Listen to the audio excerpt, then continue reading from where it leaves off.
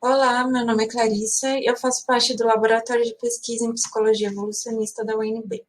O tema da minha pesquisa é a influência de programas sociais sobre a ocorrência de comportamentos delinquentes em adolescentes inseridos em contexto de severidade ambiental.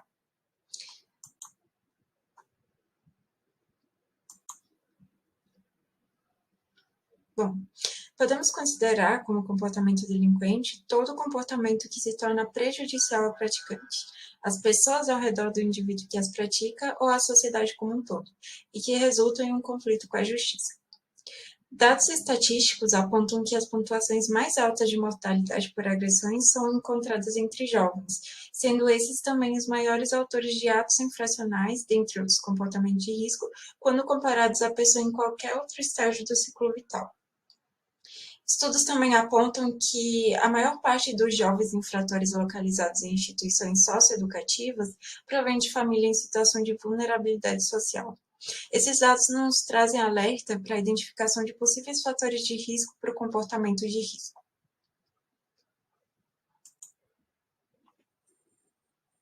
A severidade ambiental é o termo utilizado para designar níveis aumentados de morbidade e mortalidade que estão além do controle de um indivíduo. Alguns indicadores de severidade ambiental são níveis socioeconômicos baixos, a presença de patógenos no ambiente, a frequência de guerras ou conflito entre grupos dentro da própria comunidade, presenciar ou sofrer algum tipo de violência regularmente, ou receber uma educação abusiva ou negligente. Sob a perspectiva da psicologia evolucionista, a teoria da história de vida busca mapear os padrões de desenvolvimento a partir de pistas que o ambiente concede, uma vez que, a partir dessas, os indivíduos desenvolvem estratégias de história de vida que concentram mecanismos selecionados evolutivamente frente a problemas ambientais recorrentes. De acordo com essa teoria, os comportamentos considerados de risco não são 100% disfuncionais, já que, a depender do contexto ambiental do indivíduo, eles podem apresentar mais benefícios do que prejuízos. Para a teoria da história de vida, as estratégias de história de vida podem ser rápidas ou lentas. A estratégia de vida lenta se caracteriza por se desenvolver em ambientes seguros e previsíveis. Os indivíduos têm a projeção de futuro em espaços de tempos maiores. A maturação sexual desses indivíduos é mais tardia. E os indivíduos também geram um menor número de descendentes que recebem um investimento parental maior. Por outro lado, as estratégias de história de vida rápida se caracterizam por se desenvolver em ambientes severos e imprevisíveis, pela escolha de múltiplos parceiros.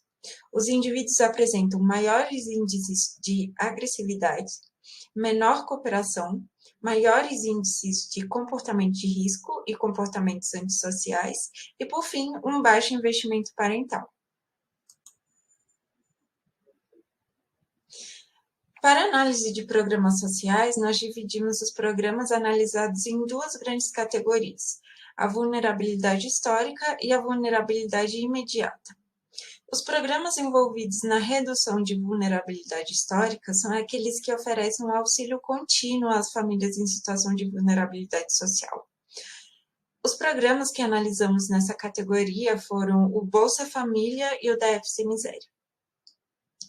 Já os programas voltados para a redução da vulnerabilidade imediata são aqueles utilizados para mitigar os problemas econômicos e sociais decorrentes da pandemia. E o programa analisado nessa categoria foi o auxílio emergencial. O presente estudo teve como objetivo investigar as condições ambientais de severidade ambiental em adolescentes e sua relação com os comportamentos delinquentes. Investigar também a relação entre a participação em programas sociais com os níveis de comportamentos delinquentes. Para a coleta de dados, foram distribuídos questionários para adolescentes de um colégio de ensino médio no Lago Norte. Então, foram entregues um questionário para os responsáveis, com perguntas acerca de programas sociais e um termo de consentimento dos pais, e um questionário foi entregue aos adolescentes, com o termo de assentimento.